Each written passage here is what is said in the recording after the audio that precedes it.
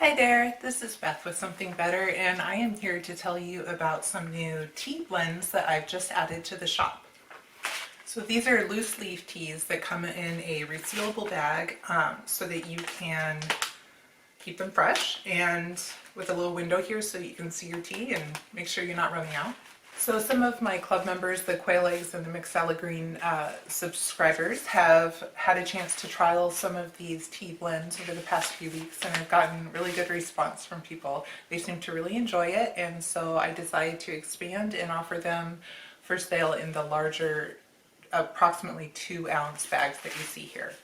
So some of these are blends of green tea and herbs, and some of them are completely herbal, but all of them are organic. So the first one here is called Faux Grey, and this is a spin-off of Earl Grey tea. And whereas Earl Grey tea is made from tea leaves that are sprayed with oil of bergamot, which gives them that buttery, velvety feel, that mouth feel that people associate with Earl Grey tea, this achieves the same effect using wild bergamot, which is actually bee balm, and that I've blended with green tea, so it does have caffeine. Now this one is a little bit more medicinal. This one is knockout tea, and this is made with peppermint and valerian root. Now this is one that is meant to help you relax and unwind from the day. It's meant to be taken shortly before you go to bed. It's recommended within about 30 minutes of sleep that you brew yourself a nice cup of this and drink it before bed. And it really does, for me personally, what I find is that I don't wake up as often in the middle of the night with my mind racing, which has always been a problem for me when I remember to drink some of this before bed. So this is a little bit of a heavier, denser tea, and because of the valerian root. So this is a basic blend, and I've called it the Better Blend after Something Better with Beth. And this is a mixture of peppermint, lemongrass, orange peel, and green tea. It's the gunpowder green tea. I find that form of green tea mixes best with the other herbs that I mix it with. So this is just a basic tea that I enjoy having in the afternoons. It does have green tea, so there is caffeine. It would be a good morning tea as well. Now this blend is called Three Mints, and this is a mixture of peppermint, bee balm, and lemon balm. And you might be wondering, 3 mints? What are those balms in there? Well, bee balm and lemon balm are actually part of the mint family, and they really go well together with the peppermint. But this is 3 mints, and this is actually one that I'm enjoying right now. And it's the afternoon. I've been kind of working in the yard, working in the house, doing some canning. It's October, so we're finishing up our canning for the year.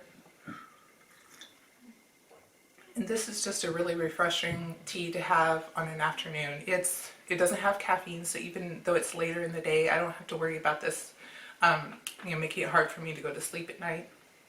So you might be wondering about the different blends. Some of these I have been using myself for years, and some of them I've come across as I've been thinking about what kind of teas I want to offer through Something Better. I've been reading herbal books, homesteading books, listening to podcasts, and various ideas have come to me that way. So a couple of the combinations, such as the knockout tea with the valerian root, were actually inspired by a blog post on making herbal teas at the survivalpodcast.com, and Jack Spirko has long talked about the benefits of herbal teas, and so that's where I got some of my ideas. So I have a large family, and we drink a lot of tea in the mornings, and with loose leaf teas it doesn't make sense to make a lot of individual cups. So what we find ourselves doing is making tea in a French press. Now what I have found is, because we also drink a lot of coffee, that I like to label the tea French press with tea, because if you're going to pour yourself a nice cup of coffee and you end up with morning tea, it's kind of a shock. So I like to mark that. And yes, I mean, our family does have more than one of these French presses because we drink a lot of coffee, we drink a lot of tea, and we go through quite a bit. So it's handy to have more than one of these. What I like about the French press for loose leaf tea is because when you press the strainer down, it keeps all of the little bits of tea, the little fiddly bits, in the bottom, and so you don't get a lot of those in your cup of tea. Our family does have more than one of these stainless steel French presses, and that is because we were doing a lot of international travel for quite a while, and I was looking for a French press that wasn't glass so that it wouldn't break in my luggage. And so I spent a lot of time looking online for completely stainless steel French presses that not only the craft but all the inner parts, there's no plastic in there, and that was important to me. And so we found several that we have gotten over the years, and so I think we have 3 now. We have one really big one and then 2 littler ones like this. And another thing about these is that they're insulated, so I really do love these. They do a lot to keep your coffee and your tea hot longer, and I'll go ahead and link to some of the completely stainless steel French presses that we have found and loved over the years down in the comments. These tea blends that I've created are available locally. It's really important to me to be hyper local. I'm not ready to start shipping things outside of the area at this time.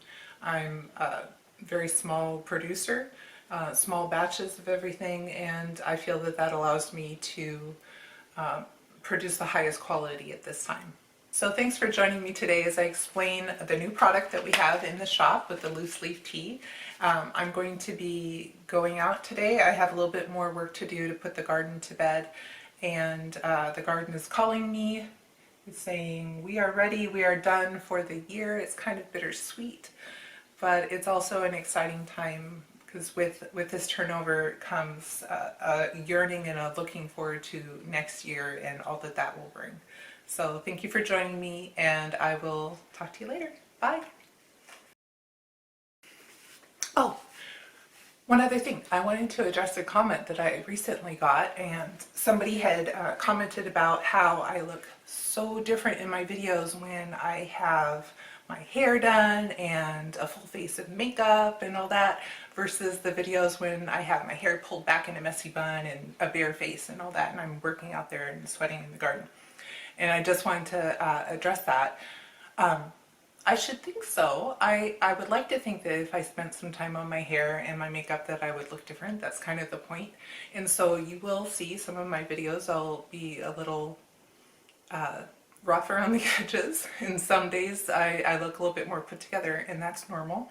And I think that that is not something that should be of concern to anyone. So I hope you just enjoy the videos and get something out of them, and I enjoy making them, whether it's something that I've planned and thought out a lot ahead of time and gotten myself prepared for, or if it's more of an impromptu video when I'm out actually working in the yard, in the garden, and in my life, and just something pops in my head and I decide I wanted to share it with you, and I'll grab my camera, and that's just the way it is.